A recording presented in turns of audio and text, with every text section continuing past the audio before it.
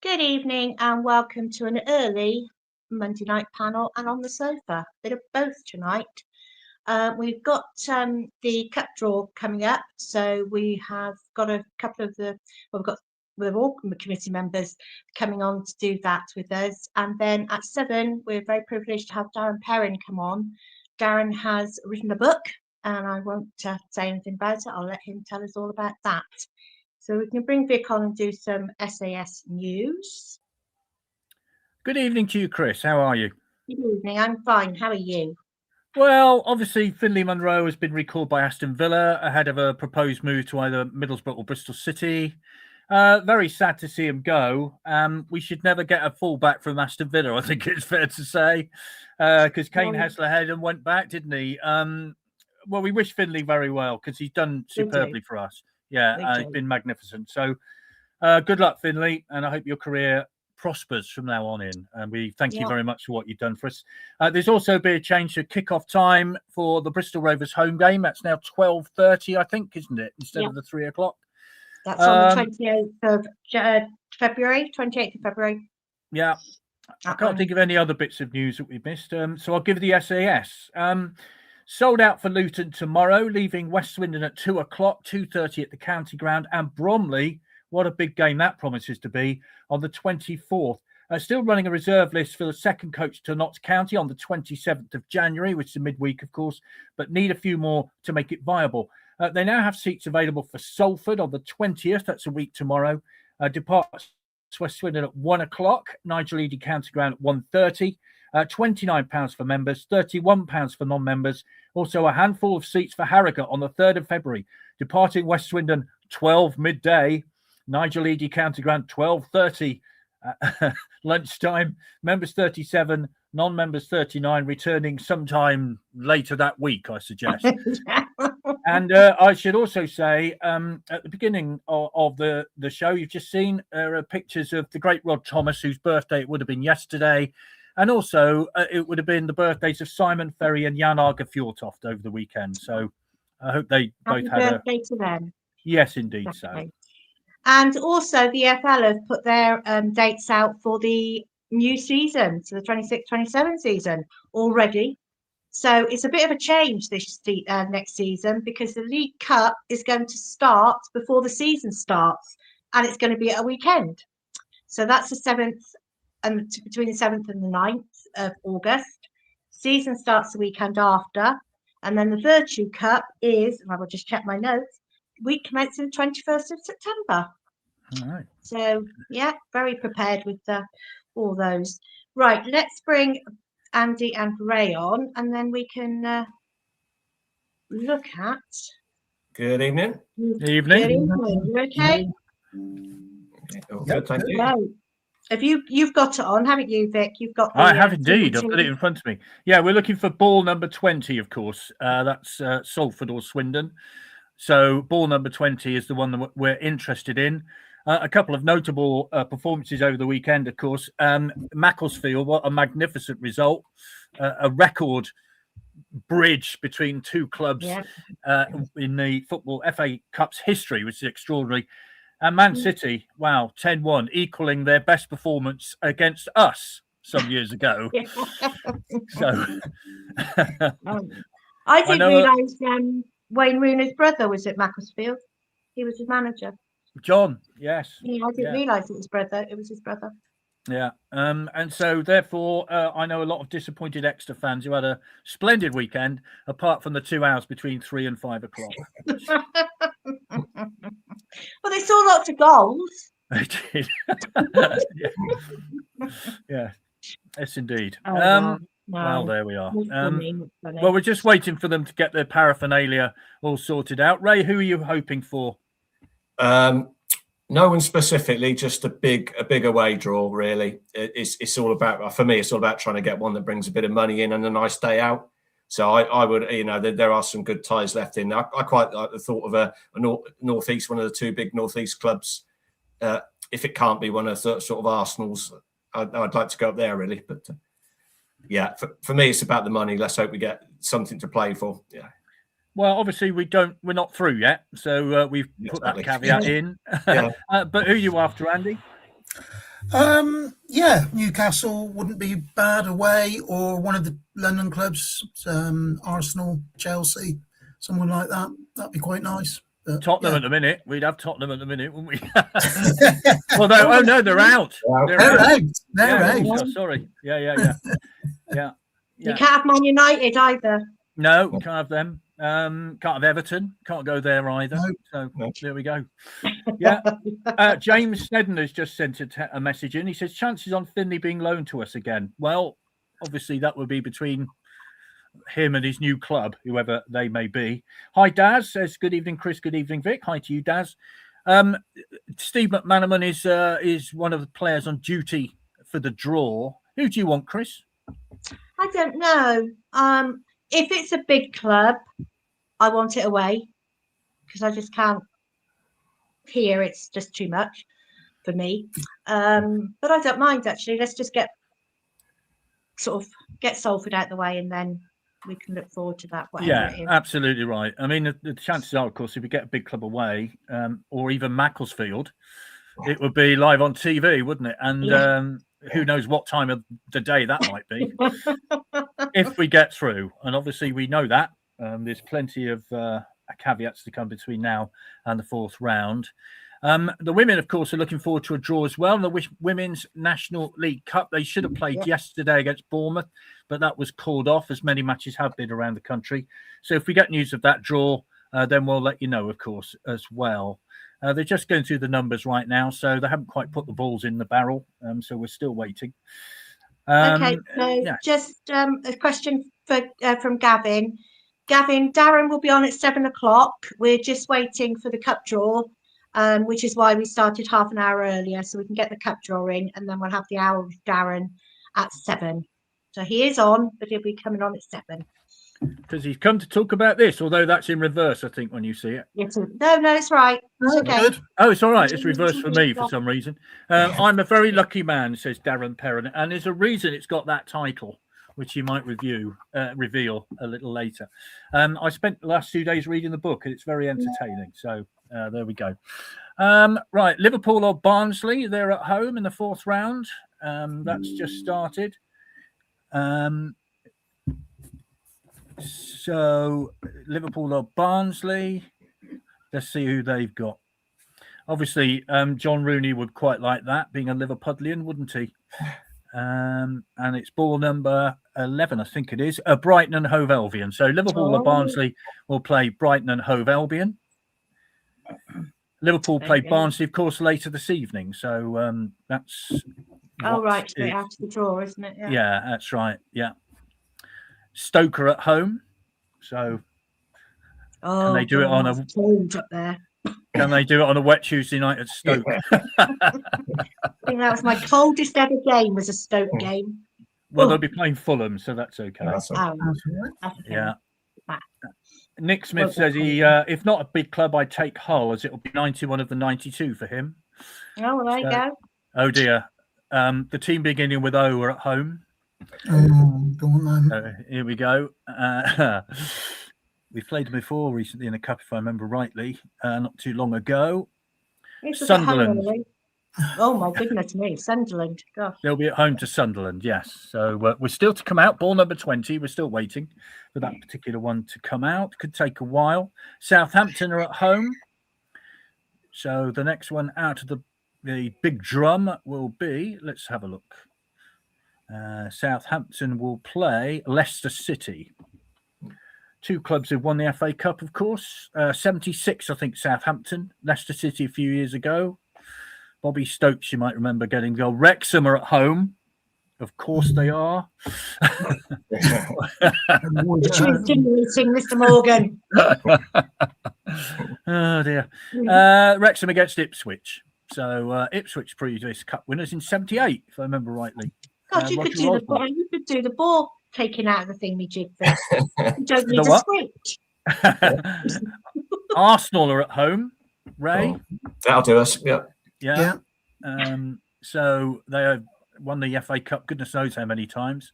And they will play Wigan Athletic, who won the FA Cup recently.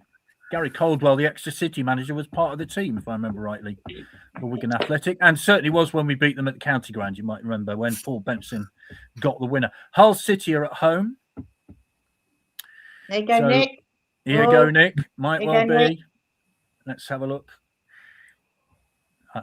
Chelsea. Hull City versus Chelsea. So, sorry, Nick. Liam Rosini has just taken over there. So, why do they always come out very late? That's what I can't. Just get on with it. Like the women's, it came out straight away, didn't it? Liam Rosini's old club, isn't it? Yes, Burton Albion. Yes, it is. Oops. Yeah, Burton Albion will be at home. And let's see who they've got. They've got West Ham United. West Ham against Burton. Oh, a little message has just come through, but I don't know what that is. Tense, this, isn't it? Burnley at home.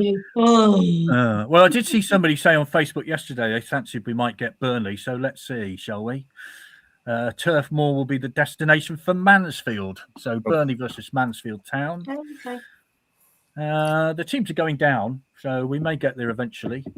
Yeah, Port Vale's still in there. Steak Spike on YouTube would like Newcastle. Okay. Malcolm. Well, Norwich have come out. Stop making these silly names up. Norwich City will be at home to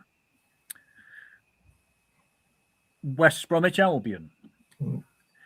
I think the thing is their ticker tape seems to have broken at the bottom, so they're now reduced to putting the logos of the clubs up. So we just got to try and recognise who that is. Port Vale are at home. No. Here we go. I wonder. Yes, they've got the ticker tape back at the bottom. That's always helpful, isn't it? Port Vale will play Bristol City. So Finley and Munro. You must be a bit late, Vic, because Colin has just said Bristol City on here. Oh, well, don't tell everybody. Grimsby are at home. It's satellite TV. Of course it's late. It's always late. Grimsby Town in Cleethorpes will be at home to Wolverhampton Wanderers. That's a decent draw for them, isn't it? Oh. Grimsby beat Man United in the League Cup earlier this season, so that's a decent draw indeed. Goodness, this goes on, doesn't it? Let's have a look.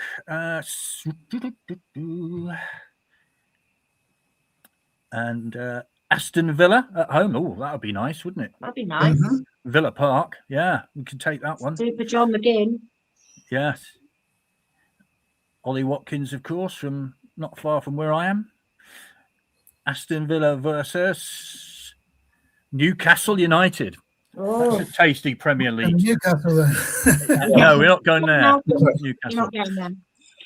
These are the moments when you wonder whether the ball's actually in the drum, aren't they? Manchester City will be at home too. Oh, Macclesfield's still in there. Let's see what happens. Manchester City will play. Just draw the ball out, for goodness sakes. Come on it. Oh, dear. Man City will play Salford or Swindon. We have Manchester City away. How about that? Wow. So if it's for Salford get through, it's a very short trip indeed to the Etihad. If we get through, wow. Manchester City, who we played just a few years ago, of course, on that memorable night at the County Ground. Manchester City versus Salford or Swindon. Macclesfield will be at home to... come on then. Hurry up, Mr. McManaman. Get the ball out. They will be at home to Brentford. They got a Premier League team. Good. So there we go. So that's a decent draw from Macclesfield, I think. But gentlemen, Manchester City, should we beat Salford? How do you feel about that, Andy? Yeah, would be good. Nice stadium. Hopefully it won't be the same sort of result as Exeter had up there. If we get through, that is. Yeah. Yeah, very good draw. Very, very good draw. Ray? Yeah, absolutely. It's a real incentive to get past Salford, isn't it? And then a winnable one to get in the fifth round. No, it's exactly what we want, isn't it? And you know, the next thing, if we can get there, you know, Exeter took 7,000 up there, so we'd be looking to do at least that, wouldn't we? It'd be a fantastic day out if we could get to it. They charged a tenner a ticket, which I think is pretty decent, really. So you would hope they do the same if we get through, of course. Yeah. Salford will take not many. I'm not sure. Anyway, Chris, Chris, what's your view of that? Yeah, as I said, I'd like a big team away. So yeah, no, and I've never been, so it'd be good if we get there. If we get there, we got. Salford are going to be up for it now, aren't they? Local derby, so they're going to be for it as well. So they went there a few years ago, I think, didn't they? Yeah. What Salford? And the Man United connection as well with the owners and that. There'd be a massive incentive for them to get there, won't there? Yeah. Last time I played at Man City, I think it was at the old Main Road ground, wasn't it? That was the last time we went there. So I went there. That was donkers years ago, wasn't it? Quite a few years ago now, early 2000s, I'd suggest. If anybody knows different to that, let me know. But nobody will forget that Harry McCurdy moment, never to be forgotten at the county ground on that Friday night. So there we are. That's that then. We know. What about the rest of the news, Andy? Finley Munro going back to Aston Villa. What's your view on that? Obviously very disappointing for the club. Good for Finley, I think, you know, to be able to possibly play championship football with either, was it Middlesbrough or Bristol City, would be good for him. Whether he'd be a starter, perhaps not. So you never know. If he does go to one of those, then perhaps he could come back to us on loan. We were talking about that earlier, weren't we? About if it was Bristol City, then maybe they might loan him out to us to the rest of the season, because he's gelled with the players and he's happy here. So why stick him on a bench somewhere? That makes sense. I'm quite philosophical about it, really. There's nothing we can do about it. I think, you know, you can't blame Villa for getting some money for him.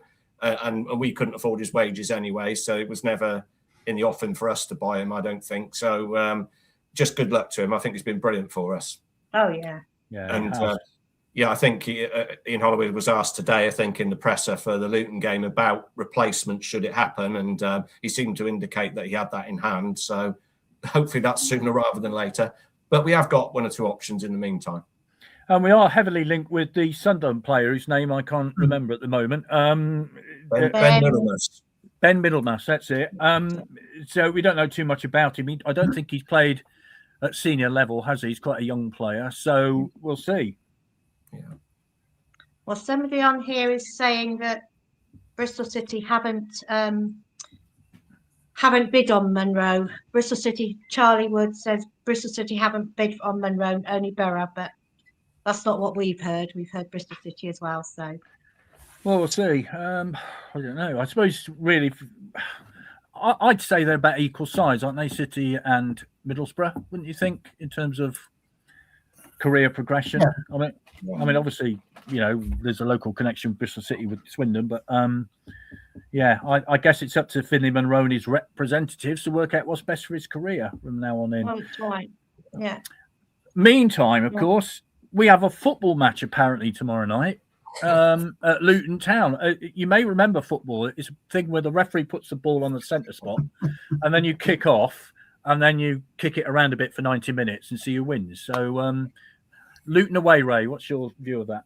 Yeah, I'm looking forward to it. Well, funny enough, in the presser today, the game didn't hardly get a mention, so didn't get much from the presser. It was all about transfer stuff. So I'm looking forward. I think it's a good job we got this game, because where we haven't been playing, we needed one before the Salford game, I think, or the Salford games. Yeah. Because we got to get going again. We've got to get up to speed, and so the risk is a bit less in this one, but also it would be nice to progress. And we've had a good record against League One sides this year so far, touch wood. So it'd be nice to think we'll be competitive. Exactly. Those with a long memory will remember the Simod Cup semi-final at Luton with the plastic pitch, and Dave Bamber thought he heard a whistle but didn't, and so missed the opportunity to put Town in front some years ago. Andy, your view on the game tomorrow night? Yeah, I think it's needed, obviously, before as Ray said, before the Salford games coming up. Not having played for the last 2 weeks, it'd be good for them to get some minutes in. So hopefully it'll be a fairly strongish side he'll put out, I would imagine. Chris, have you been to Luton? A long time ago. I can't remember it. So I don't know. I want to say that I've seen David Moss there, but that wouldn't have done. When was he there? Who? David Moss. Oh, when was gosh. he there? What, at Luton? Oh, God, Yeah. that's... early 80s, was it? Yeah. I want to say that I've seen him there, but I don't know if Swindon played when he was there or not. So. Okay. Well, we'll see. I mean, it's a 7:00 kickoff, I believe, tomorrow night, and there's no replays. Of course, it goes straight to penalties after 90 minutes, if memory serves, in that competition. Yeah. So hopefully it'll be an early home afterwards. But and then, of course, the little matter of Salford and Salford, Ray, twice in 3 days. Yeah, that's going to be an interesting. Well, it's a really interesting one now, isn't it? Because both sides are going to be going for that one. So. It's a really strange thing because the emotion of going into Saturday before the cup draw, you're thinking that the league game is much more important, but then you put that incentive on the table, the cash for that game, and all of a sudden the cup game looks quite important. So it'll be a difficult game. They were quite decent against us up there. I thought they were at the end of last year, and they were decent against us up there earlier in the season. But I do think defensively we're better now than we were then. When we went up there earlier in the season, so I think we've got a good chance.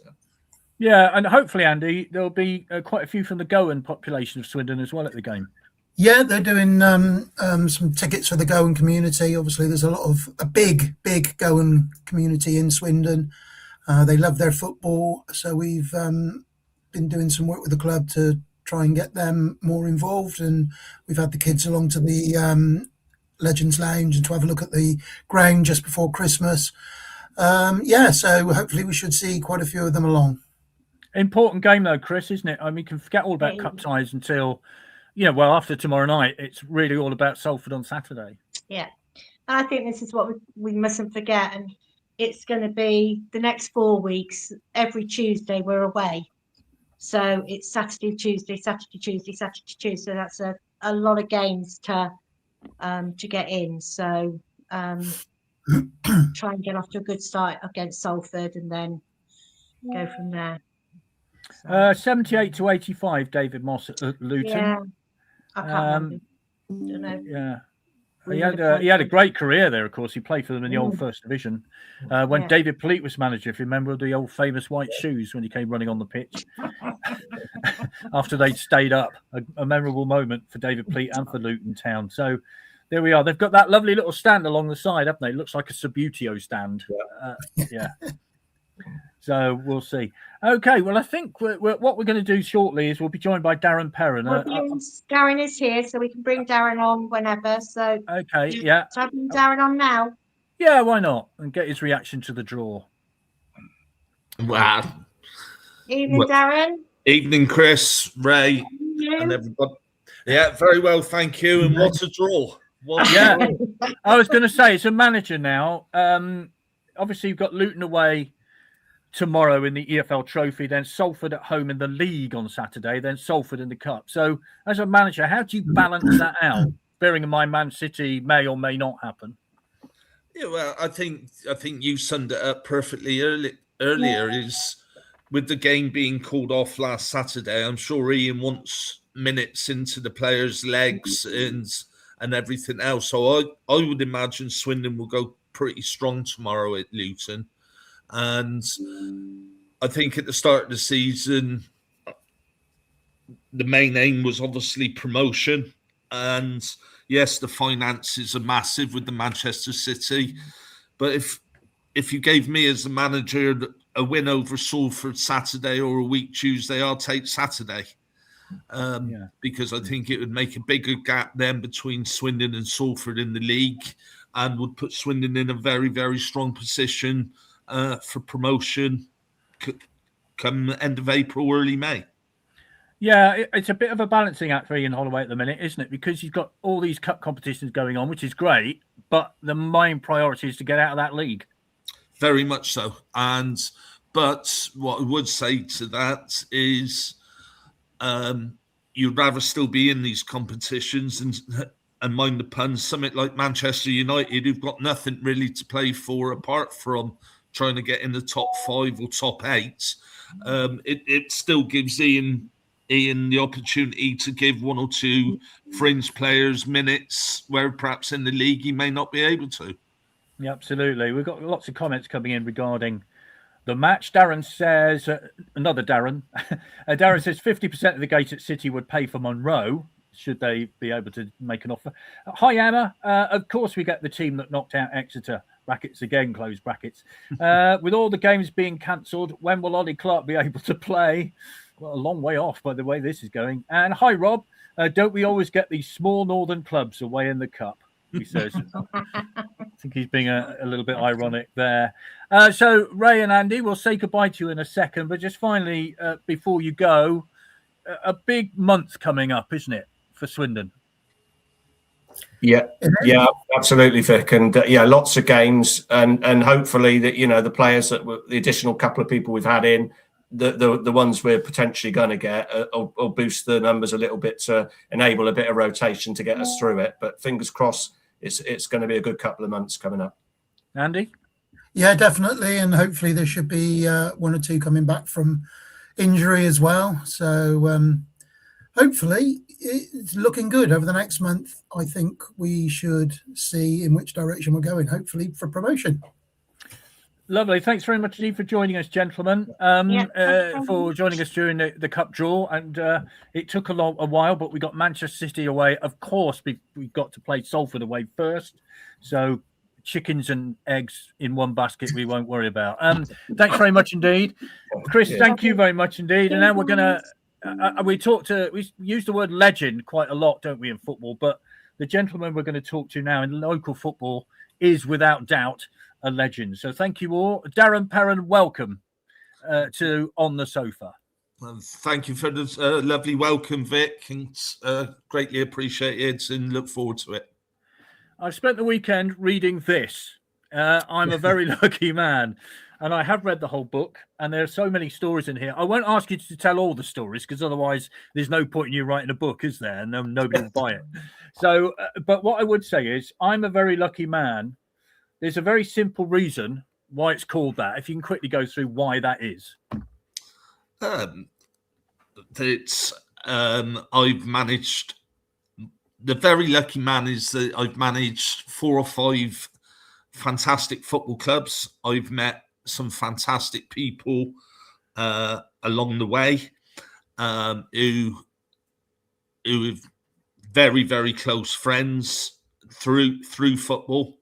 And I'm also very lucky that I've got a family and my real close friends who have been unbelievable in the last couple of years, where obviously things did in the end just turned a little bit sour at the end at Melksham. But I think it's important that whatever has happened at Melksham has happened.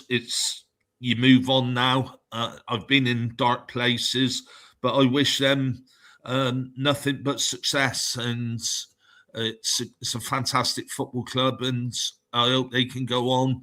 And it looks like they're starting to turn their season around with the new manager.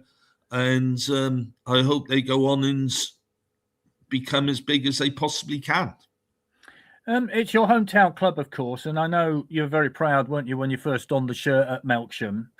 We'll go through that in a minute, but right at the beginning of the book, you do mention somebody who's quite famous as a manager. So just tell us that story. The story was on the Saturday, Forest Green Rovers played Chester City, and we lost 5-0 at home.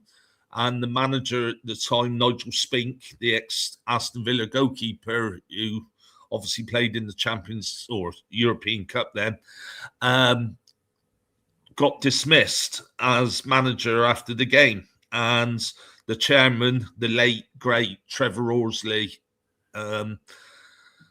obviously told the players of his decision, and then he called me into the office and told me that I would be running the side on the Tuesday at Burton Albion, because he wasn't sure if Paul Birch was still going to stay on as assistant manager. And we went to the Pirelli Stadium. Burton were top of the league. We had played 5 and lost 5.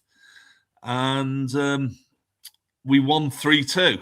And at the end, Nigel Clough was unbelievable. He invited me in for a drink with his assistant, Gary Crosby. We were talking, and Nigel just said that the new manager was in the stands, which I didn't realise was the late, great Colin Addison. And as we were talking, a gentleman came in the door and just clipped me quite hard round the head and called me a very lucky person, or very lucky man tonight, blah, blah, blah. His face was quite blotchy red, and it was one of the greatest managers of all time in Brian Clough. And he could have done anything to me at that time. Just to be in the same room as him was surreal. It's a great moment, most people might get a bit annoyed about that, but you obviously took that as a great compliment that he actually took the trouble to come and speak to you. Because in terms of you're a manager, you've been a manager. Where does he rate then in terms of the top manager of all time? Well, he's right up there, isn't he? He's probably maybe just behind Sir Alex Ferguson. He's got to be right up there to win the European Cup 2 years on the trot with a club like Nottingham Forest is unheard of. It certainly wouldn't happen now. And I'm just disappointed that my side sacked him after 44 days. Leeds. Oh, Leeds, yes. I was going to... Because who would have known how good Leeds would have been taken over from Don Revie at the time when he did. But no, for what he did and his characteristics and everything else, his charisma, it was just second to none. And I think he just oozed respect wherever he went. Mind you, I think 44 days would get you a long service medal these days, wouldn't it? He'd probably get a testimonial. He probably would, yeah. This is a message from John. Hi, John. Nice picture of the dog, Darren. Used to go and watch Melksham in the early 70s. I assume Mick Perrin was related. That's your dad, is that right? It is, yes. That's my dad's. Dad was obviously 60-odd years service at Melksham from a player where he filled every row at the club, secretary, treasurer, chairman, president, until obviously I left the football club. But yeah, Dad's just absolutely bleeds black and yellow and still does now. It's the first resort he looks for every weekend. Yeah, incredibly family with your family connection. We'll get to that in a minute, but I just wanted to say you are an England international, but not football, some other sport or game. Tell us which one, what that's about. Yeah, chess. I played for England. We played Republic of Ireland, Scotland, Wales, and the Dutch. And I absolutely loved the game of chess. And I still play a lot now on the computer. And it was, it's just something I was addicted to from a very young age. And snooker as well, you're pretty handy at.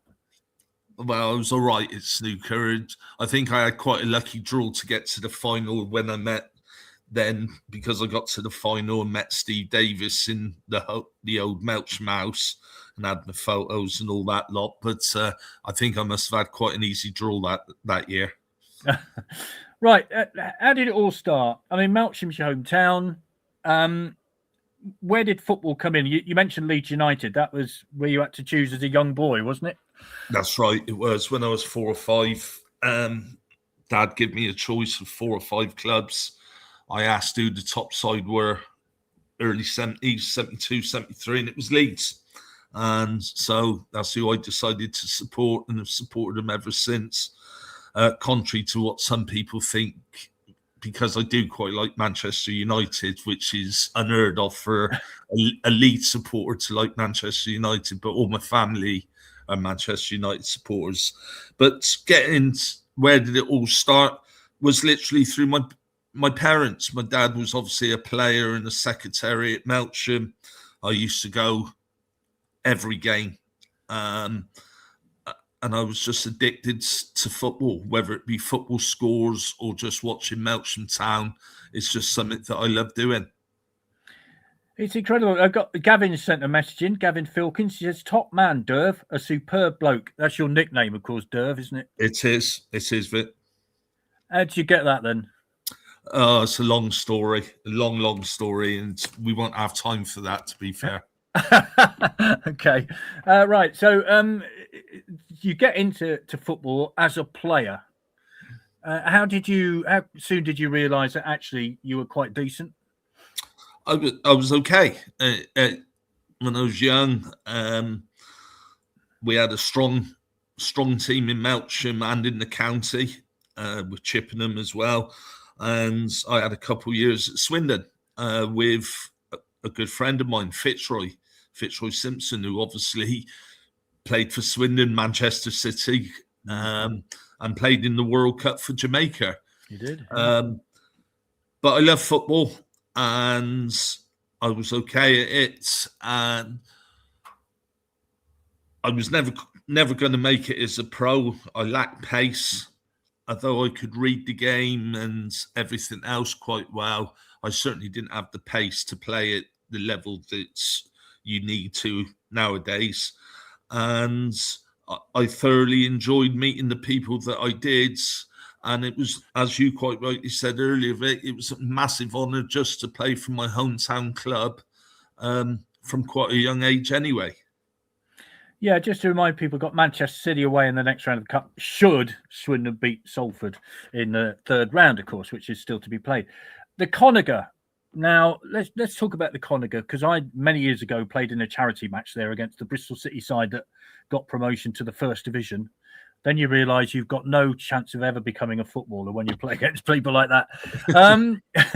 But tell us about the Conagher, right in the middle of the town, spiritual home of Melksham Town. Tight and confined. What did it mean to you? Everything.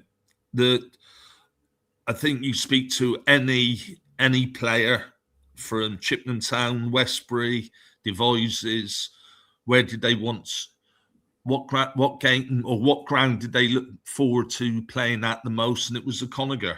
It was iconic. It was just something about it. There was the ponds behind the stands, the little shed or clubhouse, whatever you wanted to call it, created unbelievable memories there.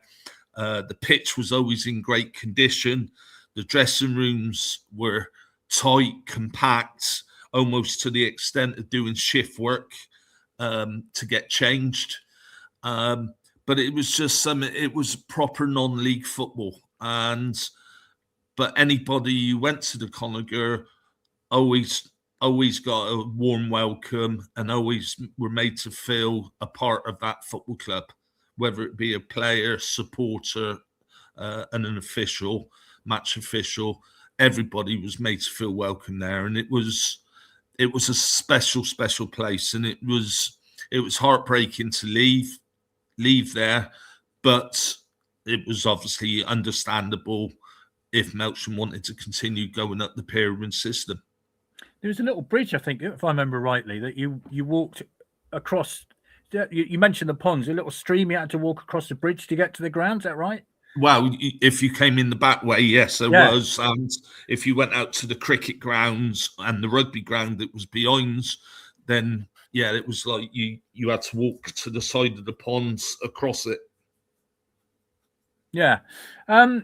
So, what was your family's involvement at this point when you were a young player? What were your family's involvement? Well, my dad was obviously a player then in what was obviously an incredibly good side with the Mel Gingels of the world, great Ronnie Lowe's, the Lewis brothers. Melksham were getting 800-900 crowds, and Dad was a player of it, and it was just fantastic to go and watch it, and one, watch my father play, but two, to see Melksham being so successful.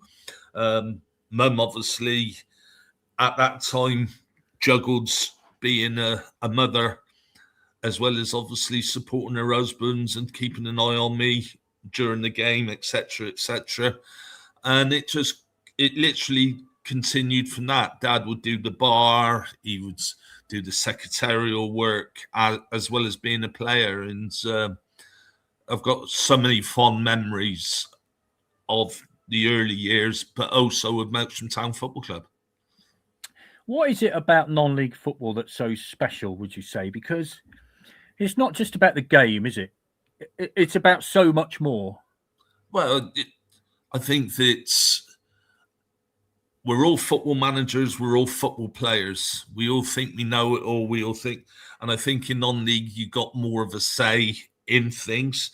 I think you also socially, it's massive.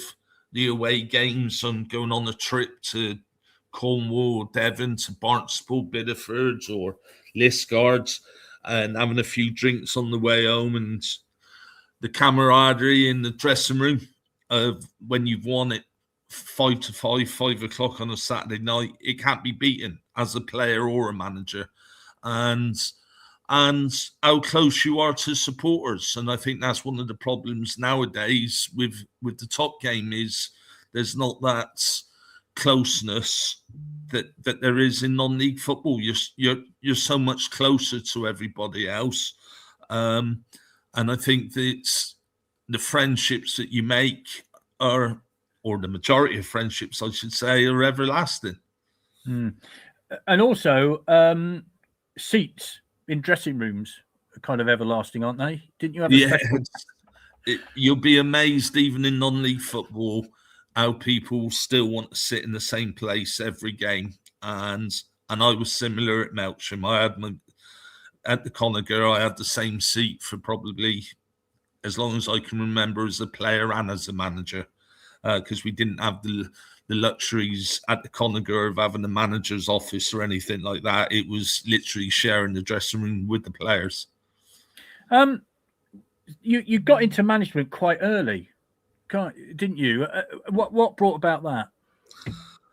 I managed a Sunday morning side in Melksham, and we were with majority of mates, and we were very strong. And it was something that I enjoyed doing. And I felt that I had something to offer. And I also probably realised that Western League Premier Division was probably going to be as high as I would make it as a player. And it was something I wanted to get into. And when the opportunity came, I went for it.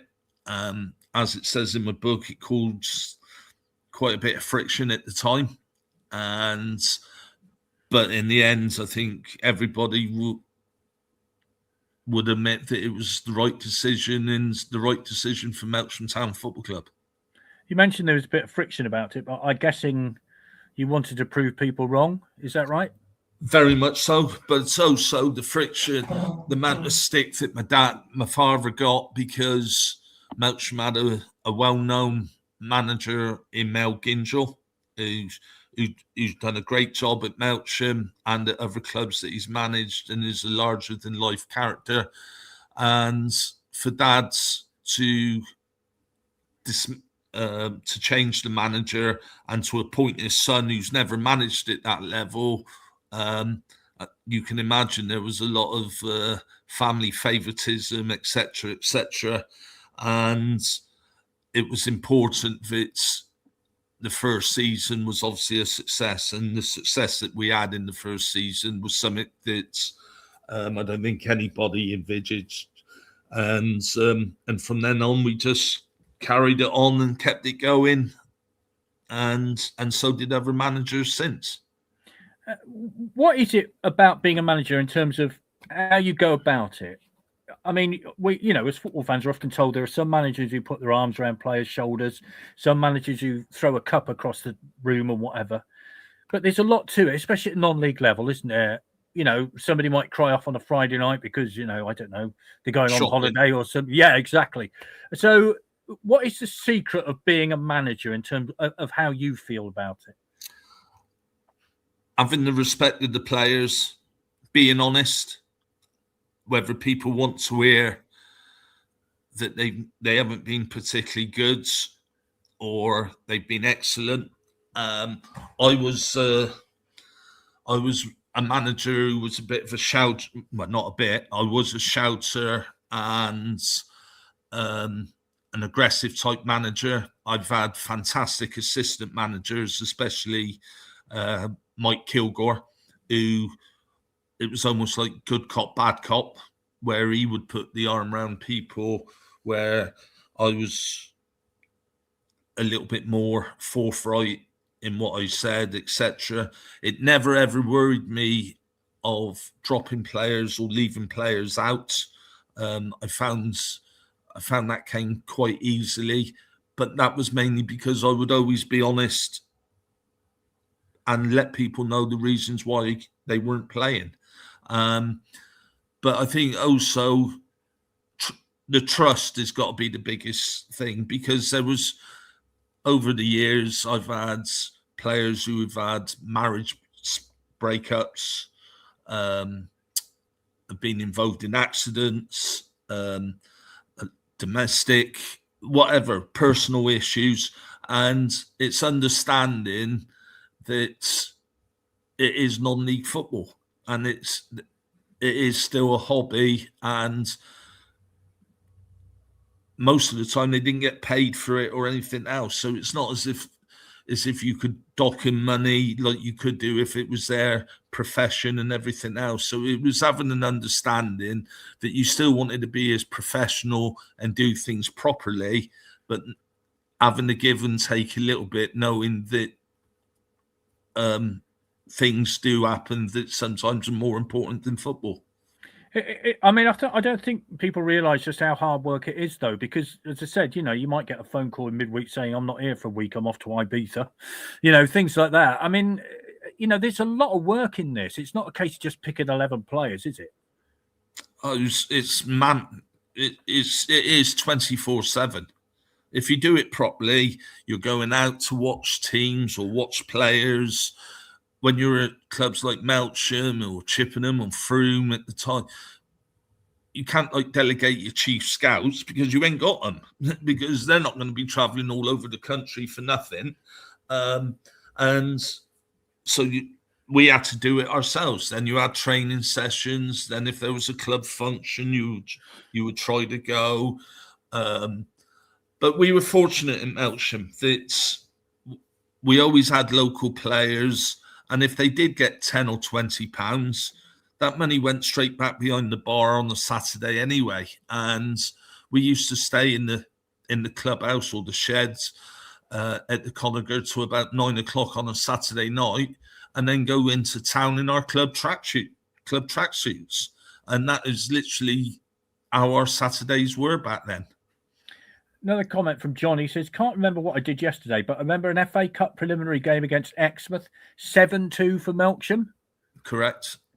Can you remember that game? What can you remember? I can remember the game. It was 7-2, and it was a bit of a shock because both sides were close together going into that game. You see, Exmouth are a classic example. They had a little spell where they were really successful because they had a few quid behind them, didn't they? So that's what they did. Barnstable, another club that had a lot of money behind them at one point. Yeah. How much of a difference at Western League level does that make? Oh, massive. It says in my book, Chippenham at the time. My great rival at the time, Tommy Saunders, who obviously took Chippenham to Wembley, done an incredible job at Chippenham. But he took 8 of my players one season, just literally by offering them more money. And when I say more money, considerably more money. And that was tough. That was tough. And it was another massive rebuild. But there's 6 or 7 who stayed at Melksham. I rebuilt another squad around them, and we were successful with what we had then. You mentioned Tommy Saunders. Things between you weren't always great, were they? Very much not. No. I think the older we've become, the more grown up, and the respect that I've got for Tommy now is through the roof. For people who don't know, he obviously lost his son through cancer. He set up the Ben Saunders Foundation. He's raised close to £400,000. He's got a couple of holiday homes that people who've got terminal cancer or cancer use. And what he's done is nothing more than sensational and incredible. But if you had said I would be speaking in those terms of Tommy when I started manager, I would have called you an idiot, because there was no love lost between us. We were rivals. We particularly didn't get on. There was an occasion when Melksham played Chippenham. I think it was a Boxing Day game. We drew 3-3 in front of about 800 people. And he said something to me which hit a nerve massively. And I struck out at Tom. And at the time, it was hatred. But like I said, I always respected him because he was always successful. He was a football person. But I fought my corner, and my corner was Melksham. His was Chippenham. And when you look back on it now, it probably was a lot more healthier than probably it seemed at the time. You mentioned Sunday League a little while ago. You had a very successful Sunday side, didn't you? It was ridiculous, really. Just the Sunday morning side that we had was a Western League team. You had players like John Freegard, my brother, Lee James, Andy Hunt, Dave Clayton. I could go on and on. But they were all great mates, and we played the football. We played to win, but we would all stay out on a Sunday and have a few drinks together. And as I said earlier, the camaraderie between us all was second to none. Your brother, he's obviously played a very big part of your life. We are as close as probably you can ever get. I love him to bits. I respect him for what he's achieved in cricket and football. He's played at Lords, Wembley, Villa Park. He's represented England at non-league level. But he is also very much my brother, and he's played in goal for me, and he's similar to me. We're a very, very close family. We stick together, and he's been a massive support in these last couple of years when it has obviously been very tough for me. Yeah, we'll get onto that a little later, because the very poignant part of the book, and I read that and I thought, goodness me, you've been through the mill, so we'll talk about that later. But Stephen, your brother, wasn't always a goalkeeper though, was he? He liked scoring goals at the other end. He was decent as a centre forward, and he certainly would have played Western League standards if he had decided to continue to play out on the pitch. But it was Ian Harris, who was manager of Westbury at the time, saw something in Stephen in go. He watched a few games that Stephen played for Broughton Giffords, and he took a chance on him. And to be fair, the rest is history. Yeah, tremendous. Forest Green Rovers, he had a great career at as well, didn't he? He had to this day, he still holds the most appearances by a Forest Green Rovers player in the nationwide conference. He had 7-8 years. Like I said, he played 2 FA Trophy finals, played for England non-league. He absolutely loved the club. He absolutely loved the club and loved the people that were at Forest Green. Yeah, 2000-2001, Forest Green Rovers against Canvey Island. That's in the FA Trophy at Villa Park. But you've got a lovely story about playing in one particular final, and the preparation wasn't brilliant. Tell us about that story. First of all, 2 weeks before that, Canvey Island had a big fixture backlog of games, and chairman Trevor Horsley sent me to Canvey Island, which, if people don't know, is a bloody long way away in Essex. And they were playing Saturday, Monday, Tuesday, Wednesday, Thursday, Friday, Saturday. Wow. And I had to watch every game. So Trevor put me up in the hotel for the week, and I watched Canvey Island play different teams every night of the week. They played the different sides, etc. And to be fair, we got to the final, and we were staying at the Forest of Arden Hotel, which was beautiful. But we left on the Friday, and we were told that all the Forest Green Rovers supporters were going to be all the way down the bottom of the hill seeing us off. So we left in the coach at 2:00 on Friday, and there was all of the Forest Green fans there. There was 8 of them. There was eight supporters waving us off. We got to the Forest of Arden, and then on the Saturday morning, we trained at Birmingham City's training grounds because Nigel Spink, who was the manager, was still coaching the goalkeepers Monday to Friday at Birmingham. And we trained. The facilities were fantastic, but it was so hot. It was the day that Liverpool played Arsenal in the FA Cup final, and I think Michael Owen scored 2 goals late to win it.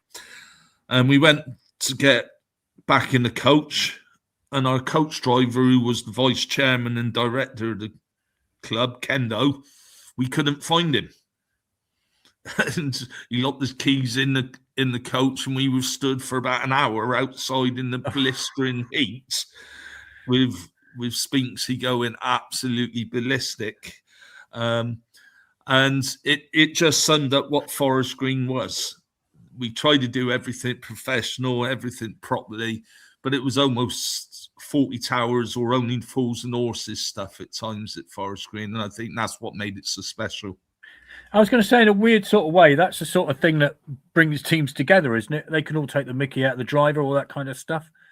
Oh, and some of the mickey taking there was on a different level at Forest Green. It was fantastic, but they would all fight for each other. They were always up against the big boys, but always seemed to just get over the line. And it's fantastic now to see.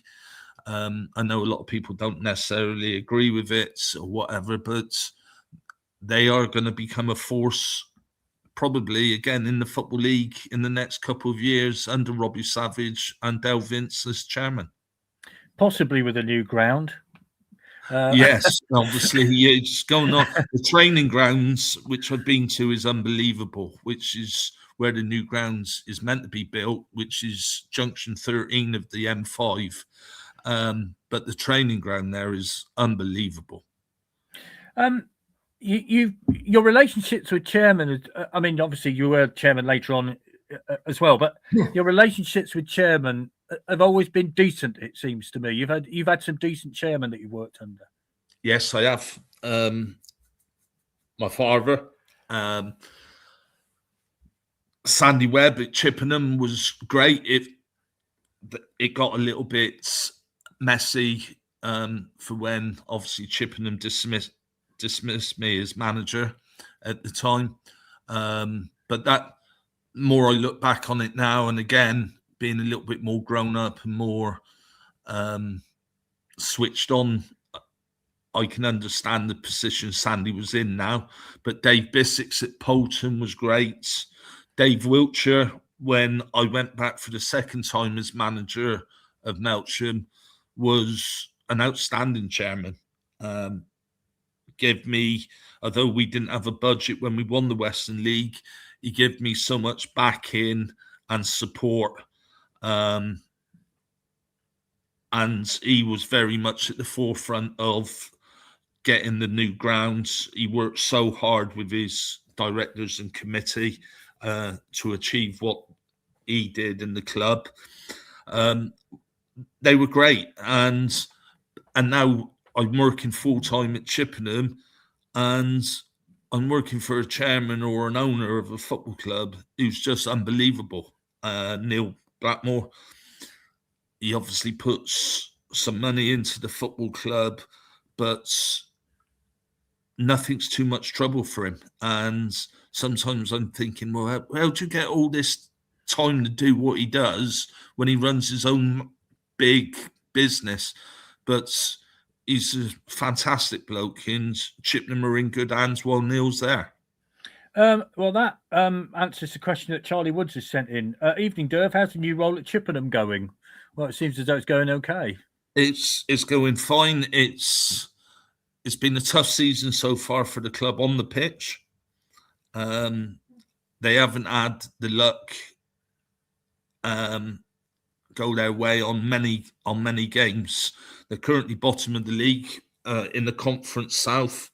They are up against some massive clubs in that division. I think there's 12 or 13 teams that are full-time in Conference South alone. But results recently has certainly started to change, and the club have got a big game tomorrow night at home to Slough. And if Gary, Matty, Joe and the players can get 3 points tomorrow night, then it will become very, very tight down the bottom. And I'm still very confident that Chippenham can stay up this season. Well, we wish you well in that, of course. And when you talk about National League South, I mean, it just goes to show how difficult it is to get out. Torquay can't get out, or haven't got out yet. They're a former Football League team. So it's not easy, is it, at that level? Well, far from it. And some of the money that I've heard and allegedly being chucked about is ridiculous. And that's the one thing about non-league football that does concern me going forwards, is how these clubs can afford it and how it can be sustainable at times. Because I've heard players are on £2,000 a week in the Conference South. Now, I'm no mathematician, but that is a lot of money to be paying out just for one player. And when you've got 11 or 12 full-time sides, only 2 of them can be successful at the end of the season in their aim to obviously get promotion. And that's to say that someone like Weston-super-Mare, who are doing brilliant, they're a part-time club, and who's to say that they might not win the league? So only one of these full-time sides will have achieved what they obviously set out for at the start of the season. Darren again, he watched Darren a few times when he was at Forest Green Rovers, and he says Ken Bolton still driving coaches now, Swindon and Forest Green Rovers through and through. Your time, I think you had, when you were at Swindon, of course, you had connection with John Trollope, who, whenever you talk to anybody about John Trollope, they always say what an inspirational man he is, and how he's one of the nicest men in football. And I've met him many times, and you can't really say a bad word about John Trollope, can you? I think no words to that question. No words need to be said about the man. You don't play 800 odd games or whatever it is for the football club. You see him when I go to watch Swindon, when I get the time, you still see him and Don sat together. He just oozes respect and class. And I think any Swindon Town supporter respect and love the man dearly, and what he's achieved and done for that football club is fantastic. You seen the statue? I haven't, but I will see it. Yeah, it's very good.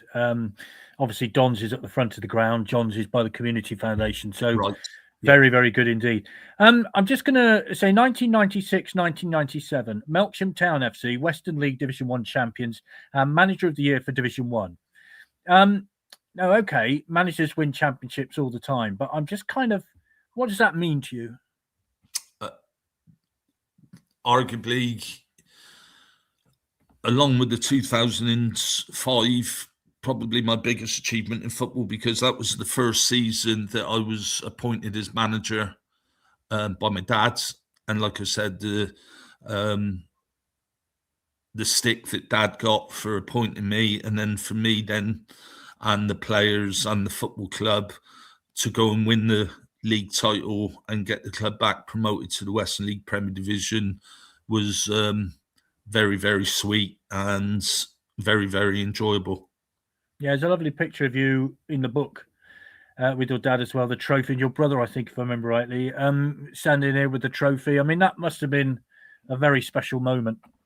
That was, but that picture that you're referring to was not that season. That was the 2005 season when we won the Western League Premier Division for the first time in the club's history at Willands, where we took over 250 supporters with us, and we didn't even have a budget because you had to live in Melksham to play for Melksham that season, and it was only by me pestering Dave Wiltshire that he allowed me to have one lads from outside the town, Ryan Bennett, to play. But everyone else lived in Melksham and no one got paid that season at all. How realistic is that? I mean, it's every football club's dream, isn't it, to have... I mean, Swindon have done it over the years. They've had a lot of young players come into the first team. You mentioned John Trollope in 62, 63. There were a lot of, youth products played in that team. How realistic is it for a club like Melksham to just play local players? Now they're playing in the Southern League, nigh on impossible. It happened at Melksham at the time, a couple of years before I got there, that everybody was more or less of the same age and they were quite fortunate. And once I then became manager, the lads from Melksham who were playing at Frome Town under me or whatever, I was lucky enough to obviously get them back to play for the football club. But if you said to me now, could you do it? I would say no, it'd be nigh on impossible. Yeah, even though a lot of local clubs have academies, don't they? They, the amount of kids who go along to a local football club and play on a Saturday morning, even though they have that, that's still not an easy thing to do. No, it's not. And Chippenham have probably got the best around. The academy that Joe Sharples is set up is fantastic. Melksham have got over 46 youth teams. They've got 700-800 kids that play for the club, boys and girls. But what people forget, the higher you go up the pyramid system, it's even like Melksham Reserves play in the Wiltshire County League, where that's 2-3 divisions below what the first team are playing, and it's too big of a gap until that gap can be closed. Then you're going to lose some players because there's so many local sides: Bradford, Cowns, Devizes, Corsham, Westbury, etc. The lads who are on the fringes are always going to be courted by other clubs. Sure. 2005-2006, Chippenham Town FC, first round prop of the FA Cup, lost to Worcester City in a replay, lost in the Southern Premier Playoff final to Bedford Town 3-2, won the Wiltshire Professional Shield against Salisbury City. Now, just tell us how difficult it is for a non-league team like Chippenham to get to the first round of the FA Cup. I mean, it's ridiculous, really. They talk about the FA Cup in May, it's lovely, the sun's shining, it's the final. But a lot of teams have started this the previous August. I mean, we did. Competition. Yeah, we did. And to get to the FA Cup first round proper is the FA Cup final for non-league football clubs.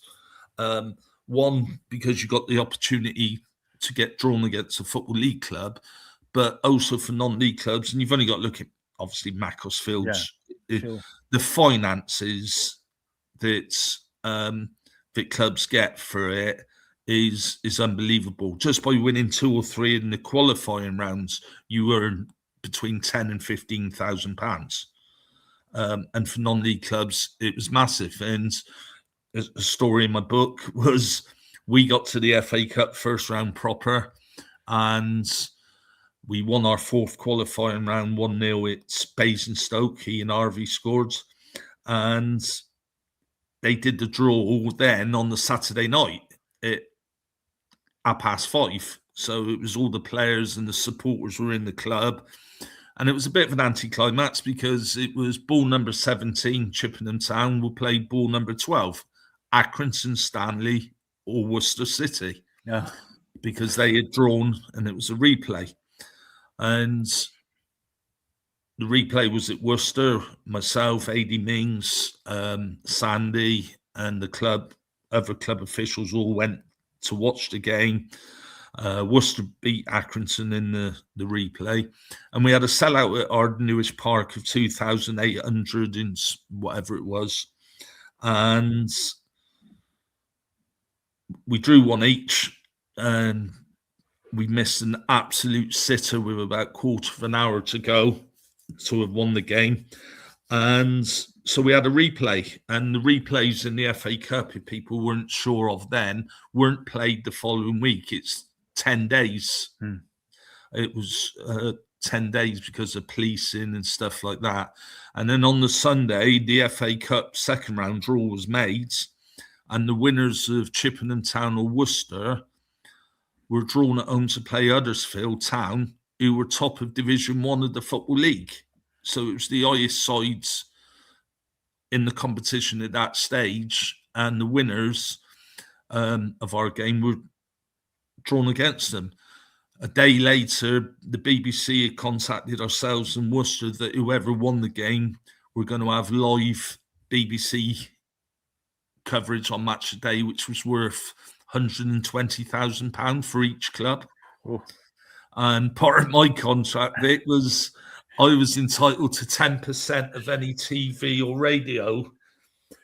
Anyway, we went to Worcester on the Monday in front of 4,000 and some fans, and we lost 1-0. Sammy Allison, the Premier League referee now, hit the post for us, but the referee sent off one of our players' mistaken identity, of which he got off it after the game, but at the time it didn't mean anything. No. So that was so destroying, because that would have set the football club up for quite a few years. And you've only got to see like what it's done for clubs like Macclesfield, Weston-super-Mare, Boreham Wood in the past, and clubs like that. How beneficial it is for them. Yeah, I think Macclesfield are at home to Brentford in the next round. So having seen off one Premier League club, they got a chance of another one, which is extraordinary. And I'm sure they'll have TV. Yeah, the live cameras will be there, and that'd be another £120,000, £130,000 for the club, plus the gate receipts. But that was refreshing to see that Crystal Palace, before the result on Saturday, had agreed to obviously waive all their 40% of the gate receipts that they were entitled to, and that Macclesfield were going to keep 80% of it, and the other 20% obviously goes to the FA. Yeah, if I remember rightly, Man City did that the same at Swindon when they played them at the county ground post-COVID. So, Brilliant. There is absolutely. Just a reminder, of course, Swindon Town or Salford, they've been drawn away against Manchester City in the fourth round of the Emirates FA Cup. So if Swindon get past Salford a week tomorrow, although they've got them in the league on Saturday, I know it's confusing, they have a chance to go to the Emirates, as Exeter did on Saturday. Yes, that would be someday out. And just the women's team, Swindon Town or AFC Bournemouth, they were due to play yesterday, but it was called off, have been drawn away against either Wolverhampton Wanderers or West Bromwich Albion in the semi-finals of the FA Women's National League Cup. So Swindon will be away to West Brom or Wolves if they get past Bournemouth in that particular competition. What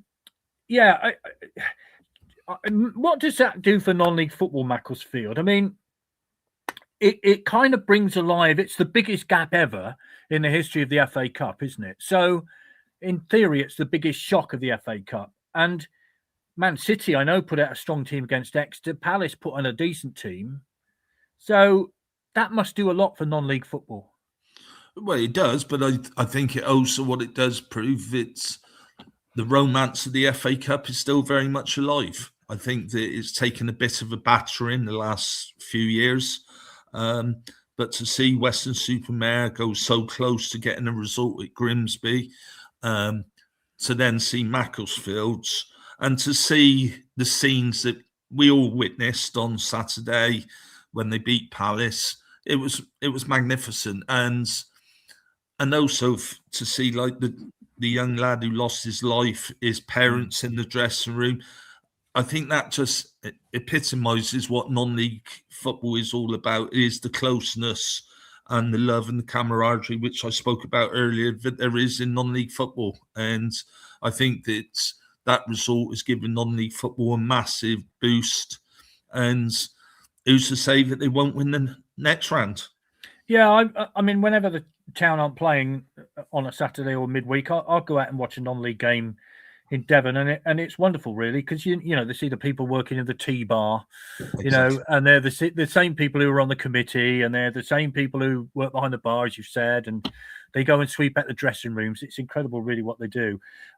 More of your achievements. Frome Town, of course, where you were manager of, promotion to the Southern Premier League via the playoffs, 1-0 at Sholing. Southern League Cup runners-up in 2011-2012. Wiltshire Senior Cup winners versus Bradford Town for Melksham. Western League Premier Division champions and manager of the year, and only manager to ever win the First Division and Premier with the same club. Now, that's some achievement, because you mentioned earlier about your early part of management, but one of your best achievements was to do so well the following season, I'm guessing, as well. Well, it was. We finished thirds to Tiverton and Taunton, who every other year played at Wembley in the FA Vaz. Yeah. And it can't happen nowadays because of the pyramid system, but they always refused to go into the Southern League because financially they didn't feel that where they were based, it was viable. So we were always playing catch up, and you were almost playing for third place, and third place was like winning the Western League Premier Division, and we did that the following season. But to win the league, Division 1 and the Premier in two different stints for the same club, my hometown club, the club that I love dearly, probably meant everything, to be fair. And the scenes when we won it and when we got back are something that will last forever. Yeah, you mentioned Willand, lovely little Silver Street, of course. Beautiful. Yeah, really nice little ground. There is a dark side to football, of course. Melksham took the decision to move to their brand new stadium, which I have to say is a magnificent facility. Whenever I've been there, I think, wow, this ain't far off being, quite a good stadium. This is it. I mean, this could go far. You went through all that, but then things happened which affected you deeply. And I was very sorry to read about how you were affected by this. Social media, as we know, can be a boon, but it can also be a very dark place. I don't know how far you want to go into this, but I've got no problems with it. It is the last, or like the ending. Well, first of all, Kieran Baggs resigned as manager of Melksham. Kieran did as a manager on the football side of things, excellent. He was a young manager, vibrant, but having moved into a brand new stadium, everything had to be done above boards, and there was things that we weren't quite comfortable with as a committee. And Kieran decided to resign on the Thursday morning, and then on the Friday, Kieran persuaded or asked, and only he can really answer that. He got the players to refuse to play for the club on the Saturday. We had a Southern League game against AFC Totton, which we fulfilled the fixture, but with only 10 men. And then we lost 3-0. And fortunately, the Southern League gave us special dispensation to sign, because the transfer deadline had gone, March, whatever it was, give us special dispensation to sign 16 players, which we more or less just signed our reserve lads onto the first team forms, and we limped through to the season. And but the social media side of it was horrendous, and to the state that I contemplated taking my own life, because it became very personal. Things like people trying to kick the door in at my house and stuff like that, and it really was a tough time. And this is where people like my wife Nicola, my brother, my mum and dad's, and my real close friends, the Simon Prices, Adam Gingels, Andy Kings, really rallied round and everything else, and helped me and got me through it. And we got through it by hook or by crook. I ended up obviously with very bad depression and anxiety, of which I'm still on tablets. Well, I'll be on tablets to the day I'm no longer here. And you start questioning yourself and everything else. And is it ever worth it? But like I said, we got through it. New managers come in, new players come in, and things were going well again. And COVID was difficult for everyone, but for a football club point of view, it was fantastic for us, because the local community, we did a GoFund page, and the support we had from the community was just overwhelming. And we were able to furlough people. We got grants, as a lot of other clubs did, and it put us quite sound, and everything was going well. And the last 3 or 4 years were going well, and then it just obviously blew up totally, by 1 or 2 people being very naughty, me being naive as well. And it was just a sad way that someone like my dad, who's had 60 odd years service, myself, who's been involved in the club for 30 to 40 years, the way it's ended. But as I alluded to at the start of the programme, is what's happened has happened. I'm in a lot better place now with my family. I'm certainly a lot more chilled out. I'm still playing golf badly, I must admit, badly. But I feel good in myself, and like I said, I wish Melksham nothing but success. Because on the face of it, you look at that ground and you think, wow, that's the way to sort of move from the Conager, much renowned and an iconic ground in the middle of the town, but a fabulous new facility on the outskirts of, well, I was going to say the outskirts, but it's now kind of surrounded by housing, isn't it? Yeah. Not far from where my mother-in-law lives, actually. But the running costs of something like that, suddenly, you've gone from the Conager and then to this place where just to switch the lights on, I think you say in the book, it's a lot of money. Yeah, people think that Melksham must be absolutely rolling in it because the crowds are better, parties there.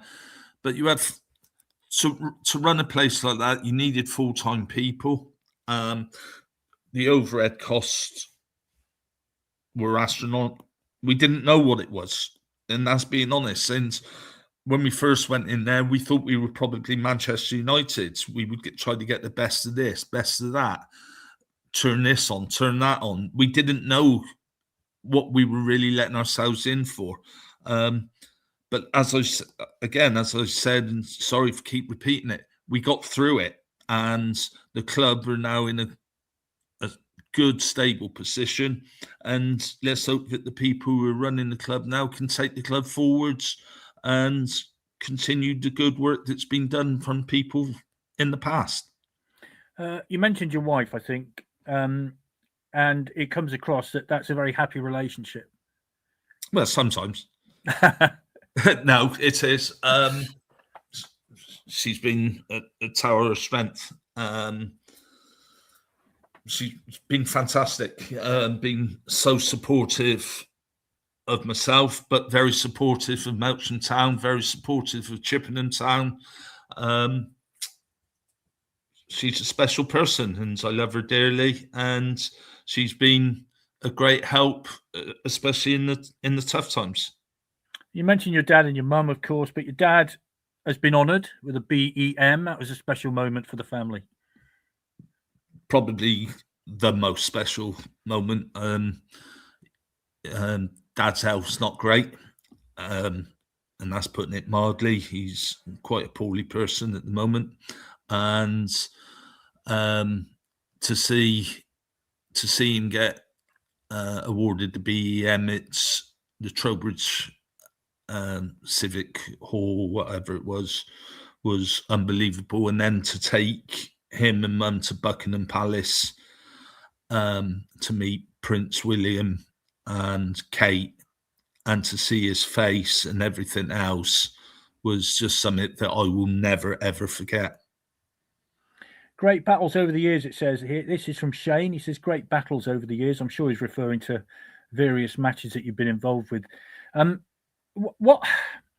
I mean, it's ridiculous really to ask you this, but what stands out in your mind? I mean, obviously the dark side you've mentioned, which, you know, I'm glad you're getting through that. But what, in terms of success, is the best moment, would you say? The two league wins for Melksham. The promotion for Froome. The cups are so-so.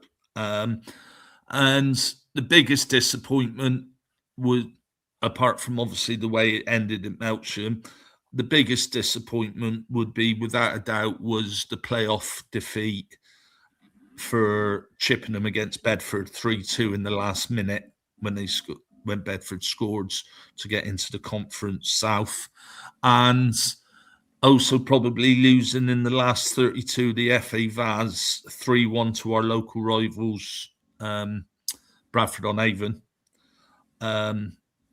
when we had a very, very good side, and Bradford thoroughly deserved to win on the day. But that season, I thought Melksham had a great chance of going all the way, and we just didn't turn up on that day, and that was very, very disappointing. What would you say to somebody who says, "Oh, non-league football, you know, I just watch the Premier League, you know, I don't care about that"? What's the one thing that you would say to them to get them along to watch their local side? I know they have national. Well, first of all, Vic, I would say get a life. But no, seriously, non-league football, it is so rewarding. You can go, you can have a pint with visiting supporters, you can mingle with different people from up and down the country, which you can't tend to do. It's affordable. It's people who do it for their hobby and for the love of the football club, and not necessarily just for a business. And again, the friendships that you get from non-league football, the majority of them will last for a lifetime. And to me, you give me non-league football game any day of the week. Yeah, I'm involved with Ottery St Mary Football Club, and it's a real pleasure to go along there. And I went to Elphington against Boca Seniors on Saturday. Tea hatch is open. I was smiling. It's £3 to get in. What's not to like, eh? Exactly. Darren, it's been an absolute honour to talk to you. And that book is very well worth reading. I read it over the course of the weekend, and I'm very glad I did. So if you want something to read and you want to learn a lot about non-league football, I'm a Very Lucky Man by Darren Perrin. Darren, when I started this by saying, you know, a non-league legend in Wiltshire, I don't underestimate that statement, because I think it's fair to say that you genuinely are. So many congratulations on the career you've had, and good luck with Chippenham, of course. We wish them well, and hopefully we'll catch up soon. Well, thank you very much for the kind words, and thank you very much, Chris, and you, Vic, for having me on this fantastic programme, and good luck for Swindon, not just tomorrow, but in the 2 games against Salford and the rest of the season. Thank you. Thank you. Stay there, and we'll say goodbye properly when we finish. So just stay there. Don't log off. Thank you very much, Darren. Thanks, Vic. Vic and I will be back next Monday to talk about the Salford game on the league game on the Saturday, and then preview the cup game on the Tuesdays. All about Salford. So we will see you then. Have a good week. We'll see whoever's going up to Luton tomorrow. Safe journey if you are going, and we'll see you soon. Bye.